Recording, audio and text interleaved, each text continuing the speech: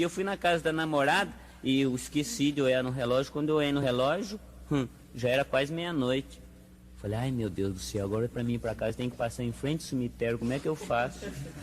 Aí eu saí, mas antes de passar no portão do cemitério, eu vi uma mulher que ia indo. Eu cheguei perto dela e falei, dona, será que eu podia ir com a senhora até passar o cemitério? Porque eu não tenho muita coragem, sabe? Ela falou, pode. Tá. E nós vamos. A hora que chega bem em frente ao portão do cemitério, eu falei pra ela, nossa, dona, a senhora não tem medo de passar aqui em frente ao cemitério meia-noite? Ela falou, não, eu tinha muito medo quando eu era viva. Não presta fazer marvadeza pra ninguém. Dizia pra trás, eu tenho um tio meu que brigou com o prefeito da cidade lá e pra fazer marvadeza ele foi num lugar encher um caminhão de buraco, né? Cada buracão grande. Pra jogar na cidade. Imagina encher a cidade de buraco, precisava buscar buraco em outro lugar.